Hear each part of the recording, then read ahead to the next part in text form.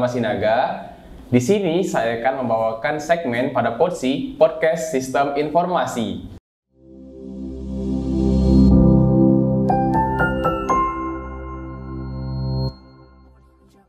Nah, kita sekarang pada bulan Ramadan nih, yang dimana pada bulan Ramadan ini adalah bulan yang berkah. Kita harus mendekatkan diri kita pada Allah Subhanahu wa Ta'ala dengan memperbanyak ibadah. Pada saat ini, teknologi tidak dapat kita pungkiri sedang berada di sekitar kita. Nah, pada topik selanjutnya kita akan membahas tentang keterkaitan antara teknologi dengan bulan Ramadan. Nah, pada segmen ini kita kedatangan tamu spesial nih. Beliau adalah Dekan Fakultas Sains dan Teknologi dengan Bapak Dr. Muhammad Isnaini. Assalamualaikum warahmatullahi wabarakatuh. Waalaikumsalam warahmatullahi wabarakatuh. Dengan Pak Dekan, bagaimana kabarnya Pak? Alhamdulillah baik. Nah nih Pak, kita ini kan mau bincang-bincang santai nih Pak. Ya. Saya ingin bertanya Pak, sebagai seorang dekan nih kan Pak, jadwal Bapak nih padat Pak. Ya. Kita juga sebagai mahasiswa dan sebagai penonton tahu. Nah, apa aja sih Pak kegiatan Bapak selama bulan Ramadan ini Pak? Ya. Terima kasih. Kegiatan-kegiatan saya pada bulan Ramadan ini sesungguhnya sama dengan kegiatan-kegiatan di bulan-bulan yang lain. Tetapi khusus untuk bulan Ramadan ini adalah bulan yang penuh dengan keberkahan, di mana di bulan itu kita bisa melaksanakan kegiatan ibadah yang lebih daripada bulan-bulan yang lain. Tentu kegiatan-kegiatan itu tidak meninggalkan kegiatan rutin kita. Misalnya seperti jam 4 Bapak harus bangun terlebih dahulu, terus membaca Al-Quran, sholat tahajud, selain sholat-sholat sunat yang sudah kita kerjakan di awal seperti tarawih. Setelah itu kita menantikan beduk subuh, setelah itu ke masjid, dan ingat, saya tidak bisa meninggalkan olahraga kalau saya gitu ya. Jadi olahraga beberapa menit, ada sekitar 3-4 kilo. Terus kita berangkat mandi dan terus berangkat ke fakultas. Di fakultas biasanya sekretariatan dekanat sudah menyusun agenda-agenda kita yang akan kita laksanakan pada hari yang kita datang ke kampus. Nah, oleh karena itu agenda-agenda itu kita jalani dengan baik. Setelah itu kita istirahat, mengadakan kegiatan-kegiatan Qiyamul Ramadan seperti sholat jamaah, terus tadarusan dan mendengarkan tausiah-tausiah dari kaprodi dan kepala laboratorium yang sudah ditugaskan oleh panitia. Nah, oleh karena itu setelah itu baru kita pulang. Kan pemerintah sangat menghormati sekali bulan Ramadan ini. Misalnya jam kerja dikurangi sedikit. Untuk apa? Untuk kita mengadakan amalan-amalan di bulan Ramadan untuk meningkatkan ketakwaan kita kepada Allah Subhanahu wa Ta'ala gitu. Kita nih sebagai mahasiswa dan juga sebagai penonton nih hanya tahu bahwa Pak Dr. Muhammad Isnaini ini seorang dekan Fakultas Sains dan Teknologi. Nah, sebagaimana kita tahu nih Pak, dekan itu kan Pak bukan hanya segelintir orang nih Pak yang bisa mengembannya. Kira-kira apa sih Pak background Bapak sehingga Bapak bisa mengemban amanah menjadi dekan Fakultas Sains dan Teknologi Pak? Oh ya, terima kasih. Jadi sebelum saya jadi dekan Fakultas Sains dan Teknologi ini, saya sudah melalui beberapa tahap ya, tahapan-tahapan yang diberikan oleh rektor kepada saya. Dulu di tahun 2000 saya masuk pegawai negeri sipil dan saya masuk Fakultas Tarbiyah, kalau dulu namanya sekarang Fakultas Ilmu Tarbiyah dan Keguruan. Saya menjadi kepala laboratorium di sana. Terus saya juga menjadi kaprodi, ketua prodi pendidikan kimia. Nah, dari situ saya banyak belajar gitu ya tentang manajemen, bagaimana caranya memimpin, manajemen kolektif dan lain sebagainya, dan ditugaskan oleh Ibu Rektor pada waktu itu ke Wakil Dekan 3. Saya punya prinsip dimanapun kita berada, kita harus bisa beradaptasi ya. Adaptasi inilah kunci keberhasilan kita. Dan alhamdulillah sekarang ini dipercayakan oleh Rektor menjadi dekan Fakultas Sains dan Teknologi. Background pendidikan sesungguhnya saya cuma S1-nya saya di Pendidikan Agama Islam, S2-nya Teknologi Pendidikan, dan S3-nya Teknologi Pendidikan. Tetapi dari Teknologi Pendidikan itu kan banyak kawasan yang bisa kita pelajari, ya. Misalnya kawasan manajemen, kepemimpinan, terus kawasan peningkatan teknologi gitu ya.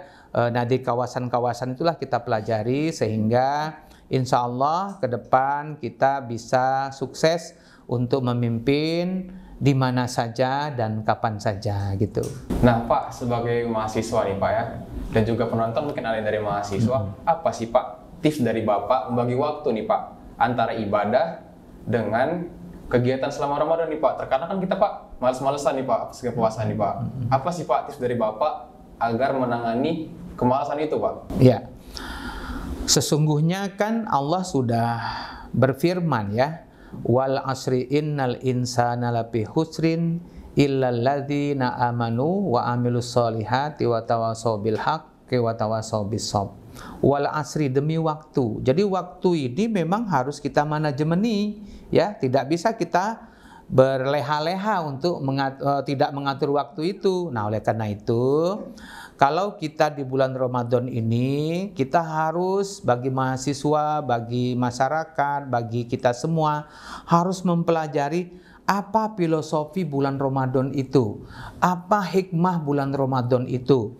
Bisa kita baca di dalam hadis, bisa kita lihat di dalam Al-Quran, karena bulan satu-satunya diistimewakan oleh Allah Subhanahu wa Ta'ala ini adalah bulan Ramadan. Nah, oleh karena itu kita harus bisa memaksakan diri kita untuk memanfaatkan bulan Ramadan ini semaksimal mungkin. Karena ingat kata Allah, ya ayyuhalladzina amanu kutiba alaikumusiyam kama kutiba alal ladzina min qablikum la'allakum tattaqun.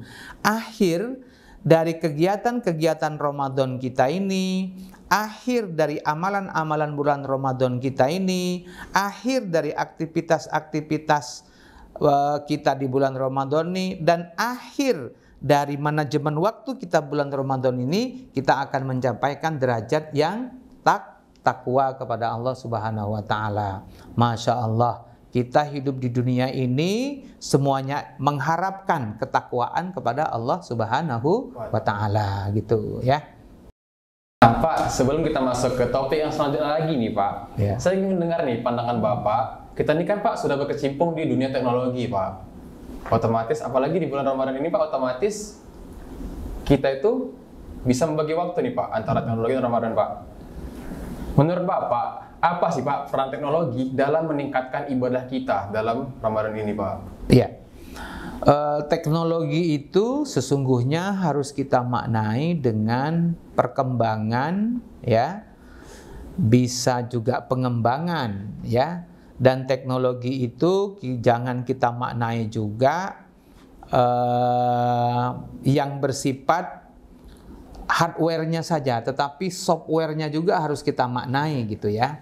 Nah, bagi saya di dalam bulan Ramadan ini teknologi sangat dominan perannya. Misalnya kita bisa membuat tadarus online, misalnya kan gitu ya, tadarus online, membaca Al-Quran secara online.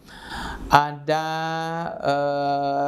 tahajud online gitu ya, tahajud online gitu ya. Ini dari peran teknologi itu sendiri sesungguhnya. Dan ingat, di dalam teknologi itu sendiri kita bisa mengembangkan ide dan mengembangkan sesuatu sesungguhnya. Misalnya kita menulis gitu ya, kita menulis.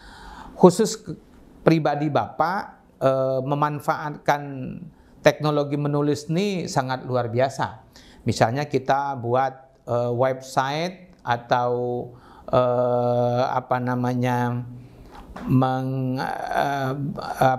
berteman dengan Kompasiana misalnya kan. Nah, di situ kita menulis ide-ide kita di bulan Ramadan ini, menyebarkan dakwah lewat teknologi menulis, menyebarkan dakwah lewat teknologi-teknologi yang sudah disiapkan oleh pemerintah. Nah, gitu ya. Jadi bagi saya teknologi sangat besar sekali perannya dalam kita meningkatkan ketakwaan kepada Allah Subhanahu wa taala lebih-lebih pada bulan Ramadan gitu. Nah Pak, tadi itu kan Pak dari sisi peribadahan nih Pak. Nah, saya juga ingin bertanya nih sama Bapak, melihat perkembangan teknologi yang mendukung kegiatan lain selama Ramadan Pak, misalnya dari sisi kesehatan selama berpuasa, apa sih Pak platform-platform yang mendukung kita dalam bersedekah dalam bulan Ramadan Pak? Ya, platform ibadah dalam bulan Ramadan ini sesungguhnya mungkin anak-anak SI ya lebih paham gitu ya. Sangat luar biasa sekali. Misalnya ada aplikasi pembayaran zakat ya, ada aplikasi pembayaran sedekah, infak begitu ya. Nah, platform-platform itu harus kita manfaatkan. Rasanya ya rugi kalau kita tidak memanfaatkan platform-platform pembayaran zakat online, pembayaran sedekah online, infak online. Nah, gitu. Nah, oleh karena itu saya pikir platform-platform yang digital seperti itu harus kita kembangkan sehingga bukan hanya di kalangan mahasiswa yang apa ya yang ngeh dengan itu, tetapi masyarakat juga harus diberitahukan. Melalui apa? Ya melalui siaran televisi, melalui siaran radio dan podcast-podcast seperti yang Anda lakukan seperti saat ini gitu ya. Saya ingin bertanya nih Pak, ini mungkin di luar topik ya Pak. Ya. Nah di fakultas kita nih Pak ada yang baru nih Pak, inovasi baru dari fakultas yaitu payung-payung nih Pak di fakultas kita. Kira-kira apa sih Pak makna di balik payung-payung itu Pak? Oh ya, satu niat pimpinan Fakultas Sains dan Teknologi ingin membetahkan mahasiswa kita duduk di fakultas gitu ya, sehingga kalau kita betah duduk di fakultas ya di bawah-bawah payung itu nanti itu kita kasih kursi nanti ya. Nah, kursi itu kita sambung listrik di situ sehingga laptop bisa dicaskan ke situ dan sehingga kita bisa mengakses segala sesuatu. Nah, kuncinya bagi saya kampus itu harus dipenuhi oleh mahasiswa.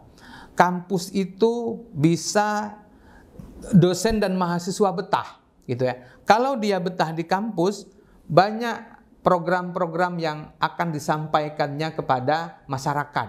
Nah, misalnya lewat penelitian kah, lewat pengabdian masyarakat kah, dan menulis gitu ya. Menulis penelitian, menulis buku, diskusi sesama mahasiswa, diskusi sesama dosen gitu ya. Di bawah pohon-pohon yang kita tanam ya. Pohon-pohon apa yang kita tanam itu? Pohon-pohon yang menghasilkan. Misalnya pohon kedondong, jambu gitu kan. Dengan nanti hembusan angin yang sepoi-sepoi kan enak duduk di situ. Nah, itu niat kami untuk membuat payung-payung, dan payung itu sesungguhnya untuk meneduhkan kita gitu ya, supaya kita betah duduk di sana dan menjadi inspirasi bagi mahasiswa untuk menyelesaikan tugas-tugas, baik itu tugas makalah maupun tugas-tugas akhir mereka gitu ya. Berarti tujuan dari payung-payung itu sendiri Pak agar mahasiswa lebih betah di kampus ya? Ya. Ini ada juga pertanyaan dari penonton-penonton nih Pak. Ada nggak sih Pak inovasi-inovasi baru dari Bapak selaku Dekan Fakultas Sains dan Teknologi pada kampus kita ini Pak, khususnya di fakultas kita Pak? Oh ya, sebetulnya banyak sekali inovasi yang bisa kita hadirkan, baik itu untuk dosen, untuk tendik maupun mahasiswa. Misalnya membuat kelompok-kelompok studi gitu ya. Yang kelompok-kelompok studi itu bisa kita jadikan sebuah inspirasi ya untuk mengembangkan fakultas. Misalnya di kalangan mahasiswanya membuat kelompok studi pencinta robot, misalnya kan kayak gitu ya. Ya silakan mahasiswa ingin mengadakan kelompok studi itu, jadi kita laporkan kepada fakultas nanti memberikan arahan sekaligus memberikan fasilitas seadanya terlebih dahulu, karena kalau fasilitas itu langsung diadakan ya susah karena kita kan memakai uang negara gitu kan, harus diprogramkan dulu. Bagi dosen misalnya, bagi dosen itu sangat banyak sekali. Anda tahu calon-calon mahasiswa yang mau masuk Fakultas Sains dan Teknologi itu khusus ya, program studi SI itu sudah berlebihan. Nah, oleh karena itu bagaimana caranya kita membagikan mahasiswa, calon-calon mahasiswa itu tidak hanya fokus ke program studi SI, tetapi fokus ke program-program studi yang lainnya. Nah, rencana kita ke depan, selain kita sudah akan membuka fakultas kedokteran dengan 2 prodi, 1 prodi pendidikan kedokteran, yang kedua prodi profesi kedokteran. Nah, di SI-nya kita kembangkan lagi, nanti ada prodi teknik informatika atau prodi data science. Nah, nanti di program studi kimianya, karena di situ ada beberapa dosen yang sudah S2 teknik gitu ya, apa salahnya nanti kita buka prodi teknik sipil gitu ya. Nah, di prodi biologi, karena prodi biologi ini ada prodi-prodi yang banyak doktornya sekarang ini, dosennya, itu akan kita buka 1 program studi S2 biologi, yang kedua program studi farmasi, dan yang ketiga adalah program studi ilmu kesehatan atau SKM. Nah, itu cita-cita saya ya, cita-cita kita semua untuk mengembangkan Fakultas Sains dan Teknologi. Walhasil nanti Fakultas Sains dan Teknologi ini kalau 6 kita buka program studi, ditambah 3 menjadi 9 program studi. Tentu tidak seperti meniupkan balon jadi gitu ya. Tentunya berproses. Harus kita adakan dulu survei kebutuhan masyarakat. Kira-kira masyarakat tuh butuh apa? Program-program studi apa yang harus kita buka di sini. Setelah itu baru kita menulis proposalnya atau borangnya dan kita kirimkan ke Siaga, dalam hal ini Kementerian Tinggi dan Saintek, untuk minta izin kepada mereka kita membuka prodi. Itu dari prodinya. Dari segi tendiknya, kita sesungguhnya memberikan motivasi kepada tendik untuk apa? Untuk belajar bahasa Inggris gitu ya, untuk belajar bahasa Inggris. Bayangkan misalnya tahun ini ada 43 mahasiswa luar negeri yang sudah terdaftar di Fakultas Sains dan Teknologi. Ada yang dari Sudan, ada yang dari Malaysia, dan ada yang dari Palestina. Nah, mereka-mereka itu pasti memakai bahasa asing, paling tidak bahasa Inggris dan bahasa Arab. Oleh karenanya, saya sebagai dekan Fakultas Sains dan Teknologi memberikan edaran bahwa setiap hari Selasa dan hari Kamis kita diwajibkan untuk berkomunikasi memakai bahasa Inggris. Nah, gitu ya. Bagi kami nih Pak, para mahasiswa itu berpikir bahwasannya ke kampus itu hanya untuk belajar Pak, belajar. Apakah dari fakultas ada Pak mewadahi bagi kami para mahasiswa untuk menyalurkan bakat kami Pak? Sesungguhnya kan saya menunggu ya, dari kelompok-kelompok mahasiswa itu ingin berkreativitas apa gitu ya. Misalnya paduan suara gitu ya. Saya sudah menjelaskan kepada pembina persatuan putra-putri Saintek gitu ya. Ya silakan kita kembangkan untuk paduan suara. Jangan dikatakan paduan suara itu tidak penting gitu ya. Itu sangat penting bagi saya, dan itu merupakan public relation kita untuk berkenalan dengan masyarakat yang ada di sekitar kita. Misalnya ada ide inkubasi ekonomi kreatif gitu ya, silakan gitu ya. Nah, saya tunggu ide-ide itu. Nah, ide-ide itu kita implementasikan menjadi sebuah program. Nah, tinggal lagi sebetulnya mahasiswanya ini mau nggak memberikan ide segarnya kepada kami, dan nanti akan kita sepakati untuk menjadi program yang ada di fakultas kita. Jangan menunggu. Kalau datangnya dari top down, ya nggak jalan. Ya, saya pingin dari bawah gitu ya, ngelaporkan ke atas, terus kita kompromikan, terus nanti ada hal-hal yang bagus, ya kita teruskan menjadi sebuah program gitu, sehingga mahasiswa tadi ada wahananya, mahasiswa tadi bisa berkreativitas. Saya pernah melihat anak SI di FST UIN Medan itu membuat dan merancang ya aplikasi pemilahan sampah organik dan non organik ya. Nah, kita kan nggak ada itu. Ya, coba dibikin yang seperti itu, nanti kasih tahu dengan kami apa yang diperlukan, kita buat. Dan itu kawan-kawan semua penonton itu banyak perlombaan-perlombaannya. Supaya apa? Supaya mengangkat ya harkat dan martabat serta kualitas Fakultas Sains Tek kita ini ke orang penyebaran luasnya dan lain sebagainya gitu ya, gitu. Berarti Pak, bagi mahasiswa nih yang ingin misalnya ada perlombaan atau ingin mencari prestasi, berarti fakultas itu mendukung sepenuhnya Pak ya? Siap mendukung, tapi ada kategorisasinya. Lomba-lomba apa nih?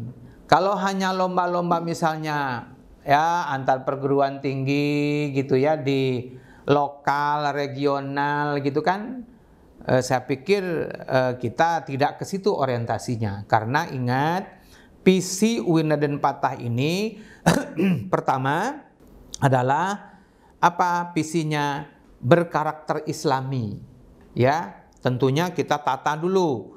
Ya, karakter Islami itu kayak apa sesungguhnya? Yang kedua, berwawasan kebangsaan. Yang berwawasan kebangsaan itu apa gitu ya? Wawasan kita paling tidak ya bisa majulah ke depan. Ya, bagaimana caranya kita melestarikan bumi ini dengan bagus supaya tidak banjir dan lain sebagainya, itu maksudnya. Yang ketiga adalah ingat internasionalisasi.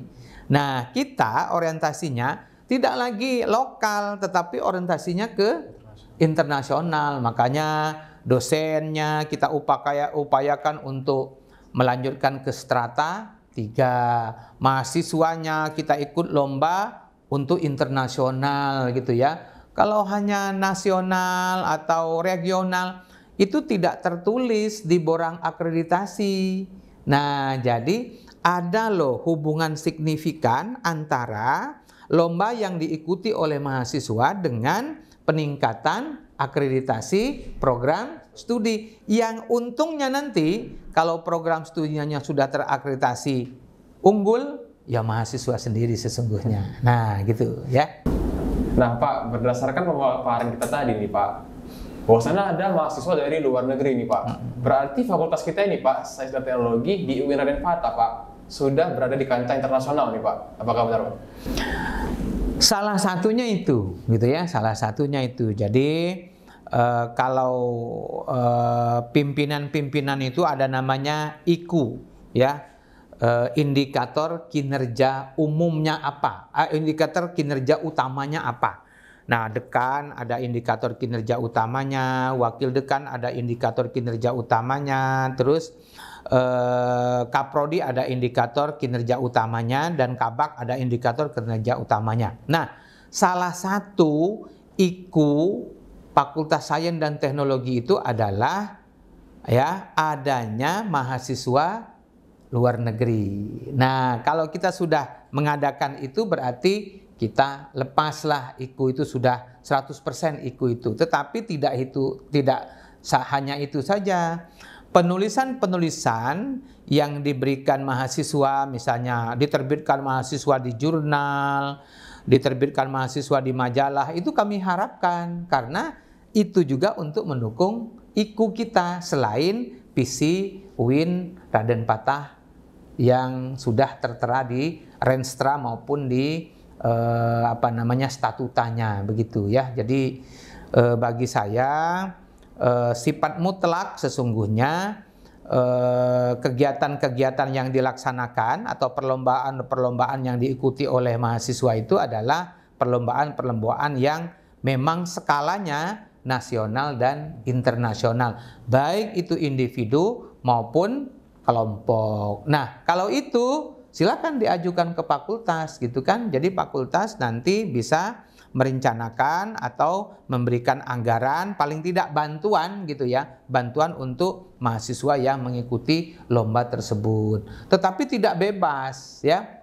Mahasiswa itu ikut, kalau ada perlombaan internasional langsung ikut. Tidak demikian juga, tetapi ada dosen-dosen pembimbingnya ya, dosen-dosen pembimbingnya nanti bisa kita arahkan. Kan kalau kemarin kan ada namanya PKM ya, tingkat nasionalnya. Ada namanya kemarin itu yang di Jakarta itu saya lupa namanya itu apa. Nah, itu perlombaan nasional dan internasional. Jadi ikut itu, dan itu ada pembimbingnya. Jadi jangan sampai kita mengirimkan ya tapi tidak ada hasilnya gitu ya, gitu.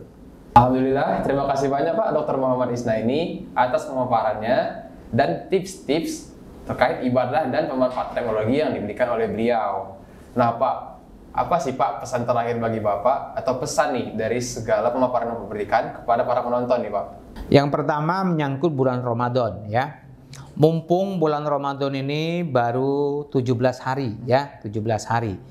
Nah, coba manfaatkan ya 17 sampai 30 hari ini semaksimal mungkin.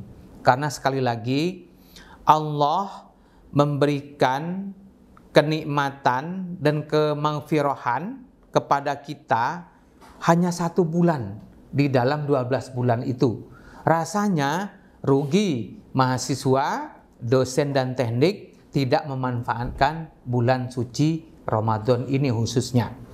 Yang kedua adalah mahasiswa harus punya kreativitas yang lebih gitu ya dari mahasiswa-mahasiswa yang lain. Apalagi kita ini fakultas sains dan teknologi. Kalau orang mendengarkan sains dan teknologi itu orangnya pinter, teknologi artinya orangnya pinter sains gitu kan, dan lebih daripada orang lain. Nah, oleh karena itu saya pikir Anda harus membuat kelompok-kelompok studi ya. Kelompok-kelompok studi itulah untuk meningkatkan kualitas ya pembelajaran Anda di Fakultas Sains dan Teknologi ini. Agar apa?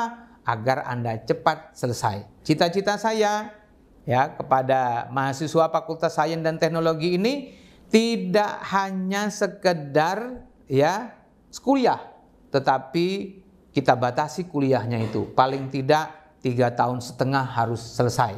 Nah, itu dia. Jadi bila perlu 3 tahun. Dan bisa nggak Pak? Bisa. Kita punya formulasi, sekarang ini sudah ada formulasi MBKM-nya. Jadi kurikulumnya sudah MBKM, terus dosen-dosennya sudah memberikan kurikulum-kurikulum atau RPS OBE yang itu sesungguhnya bisa dimusyawarahkan antara mahasiswa dan dosennya. Nah, yang ketiga adalah jangan lupa mahasiswa untuk mempercepat ya potensi diri Anda itu berkembang harus 1. Belajar.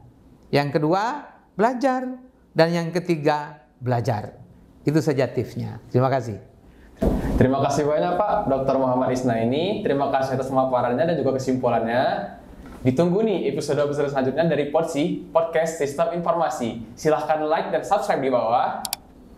Ditunggu di episode selanjutnya. Assalamualaikum warahmatullahi wabarakatuh. Waalaikumsalam warahmatullahi wabarakatuh.